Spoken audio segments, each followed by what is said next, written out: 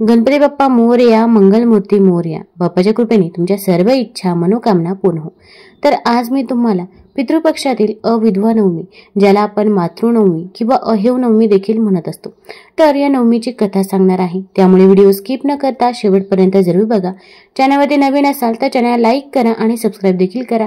तसेच कमेंटमध्ये श्री गणेशाय नमः किंवा ओम पितृदेवताय नमः लिहायला विसरू नका, जेणेकरून आपल्याला भगवान श्री गणेशांचा व आपल्या पूर्वजांचा, आपल्या पितरांचा आशीर्वाद हा प्राप्त होईल. प्रत्येक कुटुंबासाठी श्रद्धेचा काळ हा पितृपक्ष मानला जातो. या काळात आपले पूर्वज, माता पिता आणि इतर दिवंगत आत्म्यांचे स्मरण करून त्यांना आदरपूर्वक अन्न जल अर्पण केलं जातं. पितृपक्षातील 9वा दिवस म्हणजेच अविधवा नवमी किंवा मातृनवमी म्हणून पाळला जातो. हा दिवस विशेषतः त्या सौभाग्यवती स्त्रियांना समर्पित आहे ज्यांनी आपल्या पतीच्या हयातीतच देहत्याग केला, ज्यांना पतीच्या अगोदरच या जगाचा निरोप घ्यावा लागला. म्हणजेच नवरा जिवंत असताना जी स्त्री मृत्यू पावते अशा स्त्रीसाठी हे नवमीचे श्राद्ध हे केलं जातं. मुलगा आपल्या आईसाठी हे श्राद्ध करतो. मुलगा नसेल तर वडील हे श्राद्ध करत असतात. मित्रांनो, आई जिच्या मायेच्या सावलीशिवाय कुणाचेही आयुष्य हे पूर्ण होत नाही, तर त्या आईसाठी आपल्या धर्मात अविधवा नवमी हा दिवस जपून ठेवलेला आहे. जग सोडून गेल्यानंतरही आईचे अस्तित्व आपल्याला जाणवत राहते. तिच्या आठवणींनी मन भरून येते. तिच्या मायेच्या कुशीत घालवले क्षण डोळ्यासमोर तरळतात. पण जेव्हा आईचे सौभाग्य टिकलेले असते, तिच्या कपाळावरची कुंकवाची लाल रेषा तिच्या शेवटच्या श्वासापर्यंत चमकत राहते, तेव्हा तिच्या मृत्यूलाही सौभाग्याचा मुकुट लाभतो. मित्रांनो, म्हणतात सदवा मरण ही स्त्रीची अखेरची जिंकलेली बाजी असते, कारण अशा मरणाने तिचे संपूर्ण जीवन पूज्य ठरते. तिच्या आठवणींना देवता समान मानले जाते. म्हणूनच अविधवा नवमीला तिचे श्राद्ध अगदी श्रद्धेने डोळ्यात अश्रू आणून केले जाते. त्या क्षणी प्रत्येक मुलाला, प्रत्येक घराला हेच जाणवतं की आई अजूनही गेली नाही, तर ती आपल्या जवळच आहे. अजूनही तिचं ममत्व आपल्यामध्येच आहे. अजूनही घराच्या भिंतींना स्पर्श ती करून जाते. अविधवा नवमीच्या दिवशी केलेली पूजा म्हणजे केवळ पितृत्व नव्हे, तर आईच्या कुशीत हरवलेल्या मुलाचा हुंदका असतो. तो हुंदका जो सांगतो, आई तू आम्हाला सोडून गेलीस, पण तुझा आशीर्वादाचं छत्र नेहमी आमच्यावरती सदैव राहू. तुझ्या त्यागाला विसरणं आम्हाला काही शक्य नाही. म्हणूनच अविधवा नवमी ही केवळ परंपरा नाही, तर ती आहे आईच्या आठवणींनी भरलेलं अश्रूंचं पुंजक, मातृवंदनेची पवित्र आराधना. त्यामुळेच त्या दिवशी सुना आपल्या दिवंगत सासूसाठी श्राद्धविधी करतात. हिला सौभाग्यवती श्राद्ध नवमी असेही म्हणतात. श्रद्धेने आणि विधीपूर्वक केलेल्या अशा श्राद्ध कर्माने त्या दिवंगत महिलांच्या आत्म्यांना शांती लाभते. त्या प्रसन्न होऊन आपल्या कुटुंबियांना सुख समृद्धीचा आशीर्वाद देतात अशी श्रद्धा आहे. जोपर्यंत पितरांचे आत्मे संतुष्ट होत नाही, तोपर्यंत अनेक संकटे आणि दुर्दैव कुटुंबाच्या वाट्याला येऊ शकते. यालाच पितृदोष असेही म्हणतात. अविधवा नवमीच्या कथांचे श्रवण केल्याने पितृदोषामुळे आलेले दारिद्र्य आणि दुःखे दूर होण्यास मदत होते असेही म्हटले जाते. म्हणूनच आज आपण एक कथा अनुभवणार आहोत, जी अविधवा नवमीच्या महत्त्वावर प्रकाश टाकते. अविधवा नवमीची कथा ऐकल्याने कोणतीही स्त्री अकाली विधवा होत नाही, ती सदा सर्वदा सौभाग्यवतीच राहते. चला तर मग मी तुम्हाला ही कथा सांगायला सुरुवात करते. मित्रांनो, ही कथा मी खूप मेहनतीने बनवली आहे. माझ्या मेहनतीसाठी एक लाईक तर नक्कीच करा. कमेंटमध्ये जय श्रीकृष्ण किंवा ओम महालक्ष्मी नमः लिहायला विसरू नका. प्राचीन काळात एका गावात पुण्यवान ब्राह्मण शंकर भट्ट आपल्या कुटुंबासह राहत होते. शंकर भट्ट गावातील ज्ञानी आणि धर्मपरायण पुरुष होते. त्यांच्या घरात पत्नी यशोदा, मुलगा श्रीधर आणि सुनरेवती असा लहानसा परिवार होता. घरात धार्मिक वातावरण होते. रोज देवपूजा, वेदपाठ यामुळे अंगण पवित्र मंत्र ध्वनींनी भरून जायचे. यशोदा एक प्रेमळ आणि कर्तव्यदक्ष गृहिणी होती. सासू असली तरी ती रेवतीला स्वतःच्या मुलीसारखी मानायची. रेवती नव्यानेच वऱ्हाडातून आलेली सौम्य स्वभावाची आणि सुस्वभावी सून होती. दोघींमधला संवाद आई मुलींप्रमाणेच होता. घरातील कामे, पूजा अर्चा असो व स्वयंपाक, दोघी मिळून सगळं काम सांभाळत. रेवती सकाळी लवकर उठून अंगण शिंपडायची, तुळशीला पाणी घालायची आणि सासूबाईंना नमन करायची. यशोदा तिच्या पाठीवर रेवतीवर प्रेमाने हात फिरवत आशीर्वाद द्यायचे. सदा सुवासिनी राहा बाळ असे म्हणायचे. सासूच्या तोंडून आलेला हा आशीर्वाद रेवतीच्या डोळ्यात आनंदाश्रू आणायचा. घरात कधी कधी किरकोळ गोष्टीवरून सासू सुनेत मतभेद झालेच तरी लगेच निरसनही व्हायचे. यशोदा जर कधी रेवतीला रागावत असेल तर नंतर तीच प्रेमाने समजावूनही घ्यायची. रेवतीलाही आपल्या सासूबाईविषयी प्रचंड आदर होता. ती मनोमन म्हणायची, आई सासूबाई माझ्यावर रागवल्या तरी माझं भलं व्हावं. म्हणूनच श्रीधर आपल्या आई वडिलांचा आज्ञाधारक मुलगा होता. सुशिक्षित आणि विनयशील श्रीधर रेवतीवर अपार प्रेम करत असे. दिवसभर तो वडिलांसोबत वेदशास्त्रांचे अध्यापन करायचा आणि शेतकामातही तो मदत करायचा. संध्याकाळी रेवतीसह तो गावच्या राम मंदिरात आरतीला जात असे. एकंदरीत त्या कुटुंबाचे जीवन सुखी आणि धर्ममय होते. शंकर भट्टच्या घरामध्ये सात्विक प्रसन्नता होती आणि ग्रामस्थही त्या परिवाराचा आदर करत. परंतु सुखाचे दिवस नेहमी राहतातच असे नाही. दुःखाच्या काळाचीही चाहूल लागायला वेळ लागत नाही. अशा आनंदाने भरलेल्या घरावर एक दिवस दुर्दैवाची सावली पडली. यशोदा सासूबाई अचानकच आजारी पडल्या. त्यांना थोडासा त्रासिक खोकला आणि थकवा याकडे प्रथम लक्ष दिलं नाही, पण काही दिवसातच आजार बळवला. रेवतीने आणि श्रीधरने सर्व प्रयत्न केले. गावातील वैद्यांना बोलवलं, औषधे दिली गेली. रेवती दिवस रात्र सासूबाईंच्या सेवेमध्ये होती. त्यांच्या शेजारी बसून रामरक्षा स्तोत्र म्हणत असत तर श्रीधर वेदातील शांती मंत्र देखील म्हणत होते. शंकर भट्ट स्वतः देवासमोर हात जोडून पत्नीच्या आरोग्यासाठी प्रार्थना करत होते. एक संध्याकाळी यशोदा सासूबाईंची प्रकृती खूपच खालावली. दिवे लागण्याची वेळ झाली होती आणि रेवती सासूबाईंना औषध देण्यासाठी वाकली तेव्हा यशोदानं तिचा हात हलकेच धरला. यशोदाचे डोळे भरून आले होते. त्या थरथरत्या आवाजामध्ये म्हणाल्या, रेवती माझ्या बाळा, मला माफ कर. कधी उगीच तुला रागवले असेल तर मनावर काही घेऊ नकोस. हे ऐकताच रेवतीचे डोळेही पाणावले. तिने सासूबाईंचा हात आपल्या कपाळाला लावला आणि रडवलेल्या आवाजात म्हणाली, आई सासू असं का बोलताय आपण? लवकर बऱ्या व्हाल. मी अजून खूप खूप सेवा करायची आहे तुमची. तिच्या डोळ्यातून अश्रू उघळले आणि गळा दाटून आला. श्रीधर आणि शंकर भट्टही बाजूला उभे होते. श्रीधराच्या डोळ्यातही पाणी तरळले होते. आईला धीर देत तो म्हणाला, आई तुला काही होणार नाही. देवावर विश्वास ठेव. आम्ही सगळे आहोत ना तुझ्या सोबतीला. यशोदा मंद हसली आणि म्हणाली, मला काळजी नाही रे, फक्त तुम्हा सगळ्यांची काळजी वाटते. घराचं काम श्रीधर, तुझ्या वडिलांची आणि रेवतीची काळजी घे रे. आणि रेवती बाळा तू या घराला धरून ठेव. माझा संसार सांभाळ. त्यांच्या प्रत्येक शब्दामध्ये आपल्या कुटुंबाबद्दलचं प्रेम आणि काळजी दाटून आली होती. तेवढ्यात यशोदा सासूबाईंची तब्येत आणखीनच खालावली. त्या वेदनेने कसू लागल्या. आता रेवती घाबरून गेली होती. तिने अधिक काळजीपूर्वक त्यांना आधार दिला.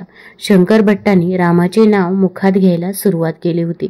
शेवटी एक अमावस्येची रात्र आली ज्यात यशोदा सासूबाईंनी अखेरचा श्वास देखील घेतला. देवाच्या नावाचा जप करत त्यांनी डोळे मिटले आणि सर्वांना पोरकं करून सोडून दिलं. आता घरात शोककळा पसरली होती. रेवतीने आपल्या सासूबाईंना मिठी मारून हंबरडा देखील फोडला. आई आम्हाला सोडून जाऊ नका असा आक्रोश करून रडू लागली. तिचा आक्रोश ऐकून शेजारी सुद्धा भावूक झाले. श्रीधरने आईचं निरंजन मालवताना पाहिले आणि तोही अश्रू आवरू शकला नाही. शंकर भट्ट निर्धाराने मात्र पत्नीच्या कपाळावर शेवटचा गंध लावून राम नाम सत्य म्हणाले, पण त्यांचे हातही थरथर करत होते. दुसऱ्या दिवशी यशोदा सासूबाईंच्या अंत्यसंस्कारासाठी शंकर भट्टाने स्वतःला सावरलं. नदीकाठी चितेची तयारी करण्यात आली. रेवतीने कापऱ्या हाताने सासूबाईंचे तोंड पाहिले. रामाची मूर्ती त्यांच्या हातामध्ये ठेवली.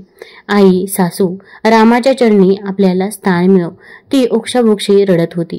चितेला अग्नी देताना श्रीधरने ते कंप वाजत मंत्रोच्चार केले आणि शंकर भट्ट कापऱ्या हाताने अग्नी देखील प्रज्वलित केला. आता लाकड देखील जळू लागली. तसे रेवती हृदय द्रावक रडू लागली तर शंकर भट्ट डोळे बंद करून पवित्र गीतेचे श्लोक पुटपुटत राहिले. त्या दिवशी सूर्य सुद्धा लाल रंगारी अस्ताला गेला होता. जणू त्यालाही दुःख झालं होतं. काळ लोटला गेला. यशोदाबाईंच्या जाण्याला 2 वर्ष झाली होती. पण त्या घरातील पूर्वींची जी तेजोमय आनंदी वातावरण ओसरलं होतं. शंकर भट्ट गेले काही महिने आजारी होते. पत्नी गेल्याचं दुःख आणि वार्धक्य या दुहेरी आघाताने ते अगदी खळून गेले होते. श्रीधराने शेती आणि गुरांची देखभाल करून काही उत्पन्न चालवण्याचा प्रयत्न केला, पण सततच्या दुःखाने आणि नशिबाच्या फेऱ्याने परिस्थिती हलाखीची झाली. रेवती तर घराचा दिवा त्या अंधारात तेवत ठेवण्यासाठी अहोरात्र कष्ट करत होती. सासूबाई नसल्याने घरकाम सगळं तिच्यावर आलं होतं. त्यात अगदी सेवांची सेवा आणि पतीची देखील हे करताना सेवा तिचे दिवसभरात घरची आर्थिक परिस्थिती इतकी वाईट झाली की काही वेळा रेवतीला अगदी उपाशी पोटीही तसे झोपावे लागत असे. तरी ती एक शब्द तक्रार न करता जमेल तसे सारं निभावत होती. दरम्यान शंकर भट्टांच्या आजारपणात औषधोपचारांसाठी जी थोडीफार पुंजी होती ती देखील खर्च झाली होती. तर वेळ अशी आली की घरातला धान्य साठाही रिकामा होऊ लागला. गावकऱ्यांनी काही वेळा मदत केली पण तेही नेहमी शक्य नव्हतं. रेवती मात्र शक्तीच्या अंतिम थेंबापर्यंत झगडत होती. तिला लहान वयातच इतकी जबाबदारी यावी हे पाहून काही ज्येष्ठ शेजारी पाठ थोपटली. परंतु नियतीची परीक्षा कठोरच असते. काळातच एक विचित्र गोष्ट घडू लागली. काही दिवसांपासून रेवतीच्या दारामध्ये संध्याकाळी एक पांढरी शुभ्र गाय येऊ लागली. ती गाय दरवेळी येताच अंगणात उभी राही आणि करुण स्वरात हंबरण्यास सुरुवात देखील करी. रेवतीला ते गायीचं रडणं सुचेना. पहिल्यांदा तिने विचार केला की कदाचित गाय भुकेली आहे. तिने झटपट घरात शोधून थोडासा कोरडा भाकरीचा चुरा आणला आणि गायी समोर टाकला. गायीने मोठ्या डोळ्यांनी रेवतीकडे पाहिलं. तिच्या डोळ्यातही पाणी असल्यासारखं वाटत होतं. तिने थोडासा चारा खाण्याचा प्रयत्न केला पण लगेचच तिने तोंड देखील फिरवलं. ती पुन्हा दुःखी आवाजात हंबरू लागली. रेवतीला फार वाईट वाटलं. बिचारी गाय किती भुकेली असेल आणि माझ्याकडे हिला घालायला सुद्धा काही नाही, ती मनात म्हणाली. अखेर रेवतीने भांडी कुंडी धुवून अगदी थोडंसं गवत जुळून आणलं आणि गायी समोर ठेवलं. पण गायीने त्याकडे दुर्लक्षच केलं. ती काही क्षण उभी राहिली, रडत राहिली आणि मग हळूहळू अंगणातून निघून देखील गेली. त्या रात्री रेवतीचं मन अस्वस्थ झाले. ही गाय कोणाची आहे का? रोज माझ्याच दारी का येते आणि अशी रडते का? असे प्रश्न तिच्या मनी गुंजत होते. दुसऱ्या दिवशीही तोच प्रकार घडला. परत संध्याकाळी सूर्य मावळताना तीच गाय दारात आली आणि तिने हंबरायला सुरुवात केली. यावेळी श्रीधरही घरीच होते. त्यानेही हे बघितलं. दिवसेंदिवस हे दृश्य अधिक गहन होत गेले. गाय रोजही तासभर उभी राहून शोकपूर्ण स्वरामध्ये हमरून देखील जाई. रेवती आणि श्रीधर दोघेही चक्रावले होते. काही शेजारी म्हणत की ही कोणाची गाय असेल, कदाचित हरवली देखील असेल. काही जण तर असेही म्हणाले एखादा अपशकुन तर नाही ना. एक वृद्ध काकी म्हणाली, गाय रडते आहे हे शुभ नाही पोरांनो. कुण्या आत्म्याची तगमग असू शकते? हे शब्द ऐकून रेवतीच्या मनात एक वेगळी शंका येऊ लागली. कुठल्या आत्म्याची तगमग? आपल्याच घरात कुणाचं तरी काही अडकलंय. तिने विचार करताच तिच्या डोळ्यासमोर यशोदा सासूबाईंचं हस्त आणि मायाळू रूप तरळलं. ती डचकलीच. तिने लगेचच देवघरात जाऊन सासूबाईंच्या फोटोसमोर दिवा लावला. मनात प्रार्थना केली, आई सासू आपण असाल तर मला काहीतरी खून द्या. तिचं हृदय जोरात धडधडू लागलं. त्या रात्री रेवती जरा उशिरात झोपी गेली. चिंता, काळजी आणि भीती यामुळे तिला नीट झोप देखील लागत नव्हती. अखेर डोळा लागला आणि तिला एक विलक्षण स्वप्न पडलं. स्वप्नात तिनं पाहिलं की अंगणातच ती गाय उभी आहे. रेवती तिच्या जवळ आली आणि आश्चर्याने बघते तर अचानक गाय तेजस्वी प्रकाशामध्ये न्हावून निघाली. त्या प्रकाशातून हळूहळू यशोदा सासूबाईंचा चेहरा स्पष्ट होत गेला. आई रेवतीने आनंदाने आणि आश्चर्याने हाक मारली. यशोदा सासूबाई त्या गायीच्या रूपातून जणू बाहेर आल्या होत्या. त्यांच्या डोळ्यातही अश्रू होते पण चेहऱ्यावर ममतेचा ओलावा होता. त्या शांत सुरामध्ये म्हणाल्या, माझ्या प्रिय बाळ. आवाजात कितीही प्रेम होतं पण काहीशी वेदनाही होती. रेवती स्वप्नातच रडली. आई सासू तुम्ही गाय बनून आलात? तिने विचारलं. यशोदा माय म्हणाल्या, हो बाळा, मी आहे. मृत्यूनंतर मला तुमची काळजी सोडवत नाही. माझ्या मरणानंतर माझ्यासाठी जे विशेष विधी व्हायला हवे होते ते झाले नाही. माझी आत्मा भुकेली राहिली आहे आणि अस्वस्थ भटकत आहे. रेवतीला सारी गोष्ट आता उमगू लागली. तिला गहिवरून आलं. आई आम्हाला ठाऊक नव्हतं. आम्ही नेहमीप्रमाणे श्राद्ध केलं पण हे विशेष काय आहे ते माहीत नव्हतं. आम्ही आता काय करू? तिने अश्रू पुसत विचारलं. बाळ, पितृपक्षातील नवमीला माझ्यासाठी अविधवा नवमी श्राद्ध विधी करावा लागेल. यशोदाबाई म्हणाल्या, मी सुवासीन होते. पतीच्या आधीच या जगातून गेले.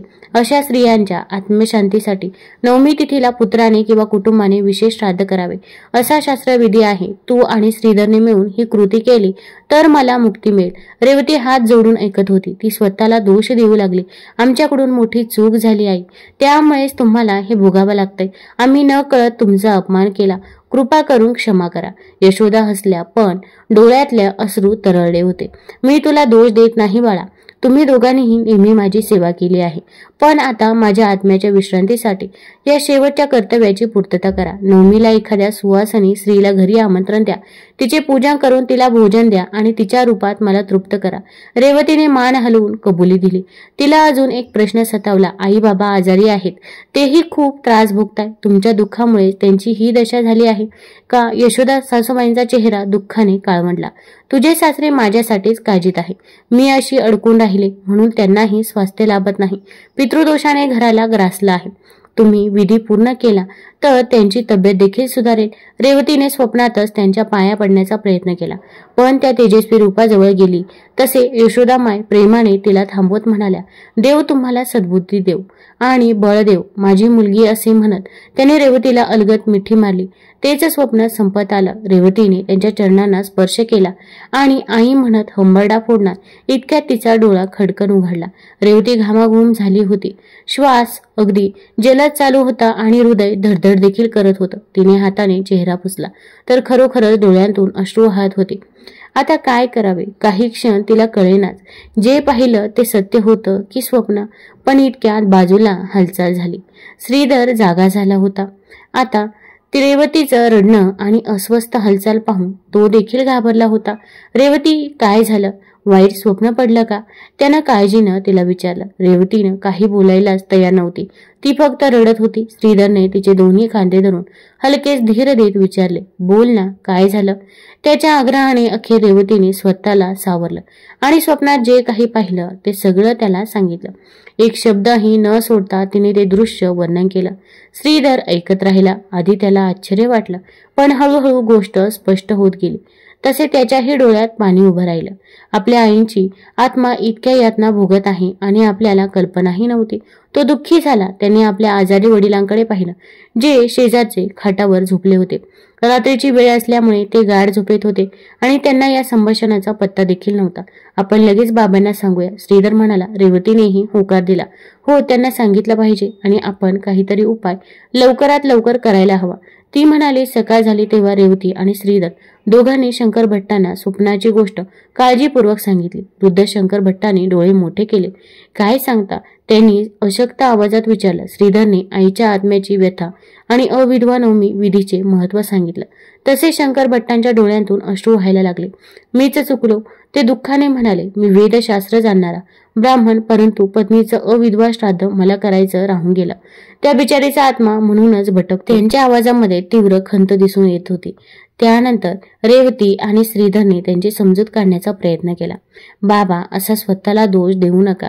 आम्ही सगळे दुःखात होतो. आपल्या लक्षामध्ये देखील आलं नाही. शंकर भट्ट स्वतःला माफ करत नव्हते. यशोदा, त्या वर्षी पितृपक्षात मी श्राद्ध केलं, पण खरं नवमीचं विशेष महत्व माझ्या ध्यानात राहिलं नाही. आता तिची आत्मा तडफडतीये. ते डोळे मिटून ओक्साबोक्षी रडू लागले. श्रीधर पितृधर्माचे भांडं ठेवत पित्राला आश्वस्त केलं. बाबा, आपण लवकरात लवकर हा विधी पार पाडू. अजून पितृपक्ष सुरू आहे. पुढची नवमी येऊ दे, किंवा जर त्यापूर्वी योग्य दिवस असेल तर तेवढ्यातही करू, ते तत्परतेने बोलला. शंकर भट्टाने मान देखील डोलवली. हो, मला माझ्या गुरुकडे आधीच विचारायला हवं होतं, पण आता कोण येणार मदतीला? मी तर अंथरुणाला खेळलोय. त्यांनी हताशपणे हात देखील पसरले. देव काहीतरी मार्ग नक्कीच काढतील. रेवती म्हणाले. डोळे मिटून देवाचा धावा करत श्रीधरनेही देवघरासमोर उदबत्ती लावली. त्या घरात त्या दिवशी सकाळपासूनच एक ताण जाणवत होता. रेवती आणि श्रीधर आर्तपणे भगवान विष्णूंच्या मूर्तीपुढे याचना करत होते की कोणीतरी या विधीसाठी मार्गदर्शन करेल. बाबांना आता चालणं फिरणं ही जड जात होतं. मग विधीची तयारी कोण करेल? शेवटी श्रीधर आणि रेवती दोघांनीही ठरवलं गावच्या मंदिरात जाऊन पंडितजींना भेटावं आणि त्यांचा देखील सल्ला घ्यावा. दुपारनंतर ते दोघे मंदिराकडे जाण्यास निघाले. रेवतीने तिच्या सासऱ्यांची काळजी शेजारच्या काकींना पाहण्याविषयी सांगितलं आणि ती स्वतः पतीसोबत मंदिराच्या रस्त्याने निघाले. रस्त्यात दोघेही निराश होते, पण एकमेकांना धीर देत आई सासूंच्या आत्म्यांना शांत करायचं म्हणजे आपलं कर्तव्यच आहे. रेवती म्हणाली. श्रीधरने तिच्या म्हणण्याला दुजोरा दिला. हो, आपण कोणतीही कसर ही ठेवायची नाही. जरी आपली परिस्थिती वाईट असली तरी आपण लाज न वाटून देता कोणाकडून तरी काही पैसे मागून हा विधी करू. त्याच्या चेहऱ्यावरती निश्चय हा दिसत होता. मंदिराजवळ पोहोचताच त्यांना पाण्याचा आवाज ऐकू आला. समोर गावाच्या विहिरीजवळ एक तेजस्वी वृद्ध साधू पाण्याने हातपाय धुत होते. त्यांच्या शरीरावर भगवा झगा होता. कपाळावर भस्माचा टिळा होता आणि हातात कमंडलू. ऋषीतुल्य त्या पुरुषाला पाहून श्रीधर रेवती काहीसे थबकले. गावात त्यांनी त्याआधी कधीही हा साधू पाहिला नव्हता. त्यांनी नम्रतेने जवळ जाऊन त्या साधूसाठी बाजूला वाट केली. साधू अचानक त्यांच्याकडे पाहून मंद स्मित हास्य केले आणि त्यांना विचारले, द्वारका इथून कोणत्या दिशेला आहे सांगू शकता? हे शब्द ऐकून श्रीधराला थोडा थोडं आश्चर्य वाटलं की महाराज द्वारका कुठे आहे विचारत आहे. त्याने लगेच हाताने दिशा दाखवली. इथून सरळ दक्षिण दिशेला गेलात की पुढे द्वारका नगरीचा मार्ग आहे. साधूंनी समाधानाने मान हलवली. रेवती मात्र त्या साधूंच्या डोळ्यांकडेच पाहत होती. तिला त्या डोळ्यात एक अद्भुत तेज आणि करुणा दिसत होती. साधूंच्या कपाळावरती चमक आणि भारदस्त मुद्रा बघून श्रीधरने पुढे होऊन त्यांना नमस्कार केला. महाराज, आपण कोण, कुठून आलात? त्याने विनयाने विचारलं. मी एक साधा तपस्वी आहे. पुत्र साधू म्हणाले. प्रवास करत करत या गावापाशी थांबलो आहे. विष्णूंच्या दर्शनासाठी मंदिरात जात होतो, पण वाट चुकलो. वाटेत परमेश्वराने तुमच्या रूपाने मला इथे आणलं असावं. रेवती आणि श्रीधर एकमेकांकडे पाहू लागले. साधू पुढे म्हणाले. तुम्ही दोघेही चिंताग्रस्त दिसता आहात. काही व्यथा असेल तर निश्चितपणे मला सांगू शकता. कदाचित मी मदत करू शकेल. त्यांच्या आवाजात अपार शांतता आणि आपुलकी होती. क्षणभर दोघं नवरा बायको गोंधळले. अगदी थोड्या वेळापूर्वी मंदिरात जाऊन पुजाऱ्याला विचारावं म्हणत होते आणि इथे अचानक एक अनोळखी साधू मदतीचा हात देव करत होता. पण त्यांच्या अंतःकरणात या साधूप्रती एक अनोखा विश्वासही वाटला. श्रीधरने पुढाकार घेतला. त्याने हात जोडले आणि म्हणाला. महाराज, आपण आमच्याशी एवढ्या प्रेमाने बोललात तर आम्ही आमची समस्या नक्की मांडू इच्छितो. खरं तर आम्ही मंदिरात त्याविषयी सल्ला घ्यायला जात होतो. मग श्रीधरने त्याच्या आईच्या निधनानंतरची सारी कहाणी साधूंना ऐकवली. रेवतीनेही मध्ये भर घातली. गाय येण्याची आणि स्वप्नांची घटनाही कथन केली. आईची तगमग, बाबांची तब्येत, आपली गरिबी, सगळं काही त्यांनी व्यवस्थित मनाने त्यांच्या समोर मांडलं. बोलता बोलता रेवती आणि श्रीधर दोघांच्याही डोळ्यात पाणी उभं राहिलं. साधू शांतपणे ऐकत होते. त्यांच्या चेहऱ्यावर करुणा स्पष्ट दिसत होती. कथा संपल्यावरती साधूंनी डोळे मिटून काही क्षण ध्यान केल्यासारखं केलं. मग ते म्हणाले. तुमच्या मातृदेवताची व्यथा मी समजू शकतो. मी तुमच्या घरावर पितृदोष आहे. वच्च्या कारण त्या सौभाग्यवतीचे श्राद्ध योग्य रीतीने झालेले नाही. क्षणभर दोघे नवरा बायको गोंधळले. अगदी थोड्या वेळापूर्वी मंदिरात जाऊन पुजाऱ्याला विचारावं म्हणत होते आणि इथे अचानक एक अनोळखी साधू मदतीचा हात देव करत होता. पण तो त्यांच्या अंतःकरणात या साधूप्रती एक अनोखा विश्वासही वाटला. श्रीधर आणि रेवतीने तत्परतेने विचारलं. मग आम्ही काय करावे? कृपया आम्हाला मार्गदर्शन करा. साधूने शांत पण ठाम स्वरात सांगितलं. शास्त्रानुसार एक उपाय आहे. पितृपक्षातील नवमी तिथीला अविधवा नवमी श्राद्ध करा. त्या दिवशी आपल्या आईच्या आत्म्यासाठी श्रद्धापूर्वक प्रार्थना करून तिला तृप्त करा. श्रीधर म्हणाला. हो महाराज, आम्हाला आईनेही स्वप्नात असंच सांगितलं आहे. रेवतीने मान डोलवली. पण महाराज, आम्ही हे कसे करू? आम्हाला नेहमीचं श्राद्ध माहीत आहे, पण अविधवा नवमीचं श्राद्ध कसं करावं ते माहीत नाही. तर यासाठी विशेष काय करावं? आणि आमच्याकडे जवळ काही शिल्लक नाही. तिचा स्वर ओसायला लागला. खरी चिंता तर तीच होती. आता गरिबीची दानधर्म करायला हाती काहीच नव्हतं. साधूने दोघांकडे पाहत सौम्य हसून विचारलं. सवासनीला भोजन घातलं आहे कधी?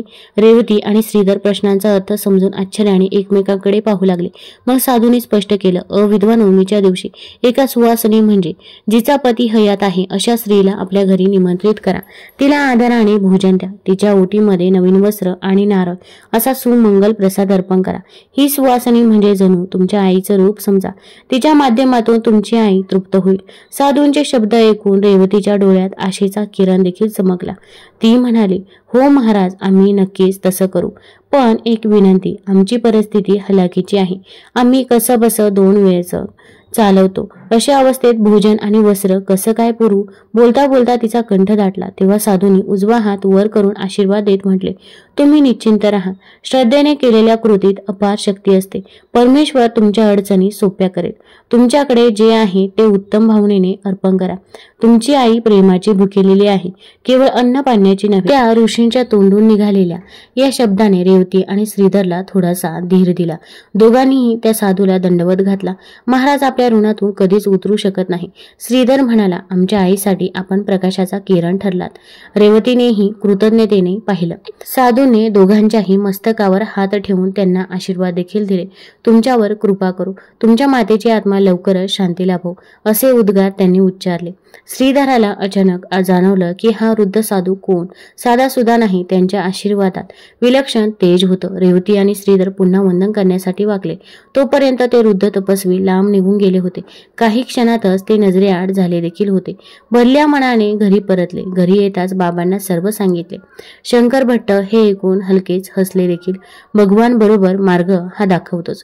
बाळांनो, परमेश्वराने स्वतःच एखाद्या रूपात येऊन मदत केली असावी, त्यांनी समाधानाने म्हटले. रेवतीने लगेच तयारीसाठी मनावर घेतलं. त्या दिवसापासून पुढील नवमी येईपर्यंत रेवतीने आपल्या शक्यतेनुसार तयारी देखील सुरू केली. तिने कोणत्या सुवासिनीला भोजनासाठी घरी बोलवता येईल याचा विचार केला. आधी तिने शेजारच्या काकींना निमंत्रण द्यावे असे ठरवले, पण त्या विधवा असल्याने या श्राद्धासाठी सुवासिनी स्त्रीच हवी होती. शेवटी तिने गावच्या पुजारी बुवांच्या पत्नी गोमतीबाईंना विनंती केली. गोमतीबाईनेही तिच्या गरिबीची पर्वा न करता या सत्कारासाठी आनंदाने होकार देखील दिला. नवमीचा दिवस उजाडला. त्या दिवशी लवकर पहाटेच रेवती उठली. तिने अंग साफ करून गंगाजल देखील शिंपडलं. देवापुढे निरंजन प्रज्वलित केले. शंकर भट्टांनी आज जरा बरं वाटत होतं. कदाचित अपेक्षित कार्य होणाऱ्या आनंदाने त्यांच्या चेहऱ्यावर तेज आलं होतं. रेवतीने उत्साहाने स्वयंपाकाला सुरुवात केली. तिच्याकडे भरपूर सामग्री तर नव्हती, पण जे काही होतं ते सर्व तिने चांगले पदार्थ बनवण्याचा प्रयत्न केला. तिने यशोदा सासूबाईंना आवडणारा गूळ तूप घालून शिरा बनवला, मूग डाळीची खिचडी शिजवली आणि 2-4 भाकरी भाजल्या. शिवाय थोडीशी शेवयांची खीरही केली. साधे परंतु पोट भरायचे असे त्या भोजनात रेवतीने आपल्या प्रेमाचा प्रत्येक कण उतरवला होता. गोमतीबाई ठरल्याप्रमाणे सकाळी सूर्य उगवल्यावर थोड्याच वेळात आल्या. त्यांनी अगदी सुंदर साडी नेसली होती आणि हातात पूजा साहित्यही आणलं होतं. रेवतीने दारात त्यांचं औक्षण केलं. पायांवरती पाणी घालून त्यांचा आदर सत्कार केला. शंकर भट यांनी श्रीधर यांनीही नमस्कार करून त्यांचे देखील स्वागत केले. गोमतीबाईंना स्वच्छ आसनावर बसवून रेवतीने त्यांच्या कपाळी हळदी कुंकू लावलं, अक्षता वाहिल्या. एक सुवासीन स्त्रीची म्हणून त्यांना ओवाळलं. नंतर तिने प्रेमाने शिरा, खिचडी, भाकरी, भजी असा पदार्थांना भरलेला ताट समोर करून आदरपूर्वक त्यांच्या पुढे ठेवला. गोमतीबाईंनी देवाचे नामस्मरण करून भोजनास सुरुवात केली. त्या शांतपणे खात असताना रेवतीच्या डोळ्यात पाणी उभं राहिलं. तिला जाणवत होतं की जणू तिची आईच तिचं हातचं अन्न स्वीकारत आहे. शंकर भट्ट आणि श्रीधर बाजूलाच पवित्र मंत्र म्हणत होते. भोजन संपल्यावर रेवतीने त्यांना पाण्याचा कलश दिला. त्यांनी हात धुतले आणि तृप्त भावनेने म्हणाल्या, बाळ, तुझे हात खरंच सोन्याचेच आहेत. परमेश्वर तुझ्या सासूबाईंना शांती देऊ असा आशीर्वाद देखील दिला. त्या शब्दाने रेवतीला अगदी रडू देखील आलं होतं. पदराने डोळे टिपले. श्रीधरने मग नियमानुसार त्यांना नवीन वस्त्र देण्याचा आग्रह केला. आर्थिक स्थितीमुळे नवीन साडी घ्यायला शक्य नव्हतं, म्हणून रेवतीने तिच्या लग्नात मिळालेली व अजून न वापरलेली कोरी साडी जपून ठेवली होती. तीच पुढे आणली. हे आमच्यातर्फे लहानशी भेट आहे, विनम्रतेने म्हणाले. गोमतीबाईंनी थोडा आडेवेडे घेत ते वस्त्र स्वीकारलं आणि सोबत रेवतीने दिलेला नारळही पदरात ठेवला. त्या क्षणी त्यांच्या चेहऱ्यावर एक अद्भुत तेज आलं आणि रेवतीला क्षणभर तर आपल्या सासूबाई आपल्या समोर असल्याचं वाटत होतं असा भास झाला. अंगावर रोमांच उभे राहिले. तिने डोळे मिटून घेतले. विधी पूर्ण होत आला तसे शंकर भट्ट आणि श्रीधर यांनी मिळून अंगणात पिंड तयार केले. उकडलेला भात, तांदूळ, तीळ आणि तूप एकत्र करून 3 छोटे गोळे तयार करून पितरांसाठी अर्पण करायचे होते. शंकर भट्टाने कमकुवत शरीरानिशीही प्रयत्न करून पिंडांना स्पर्श केला आणि त्यांना आशीर्वाद दिला.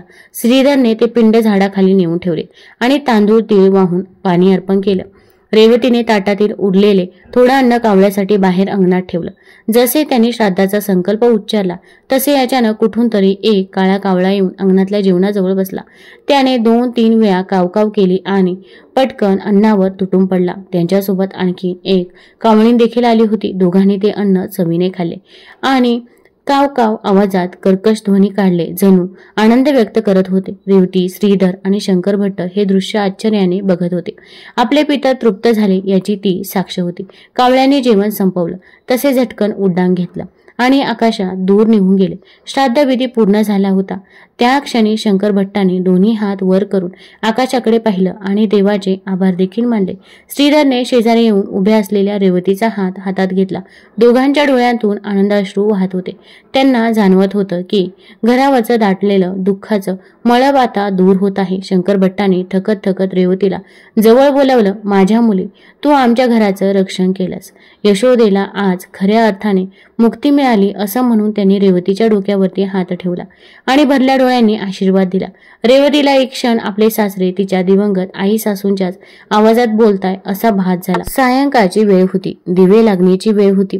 तर अशा वेळेमध्ये आभाळात सोने किरण देखील पसरलेलं होतं. कोणत्याही अज्ञात आनंदाने तिचं मन भरून आलं. ती निरभ्र आकाशाकडे पाहिलं. तिथे तारे हळूहळू चमकू लागले.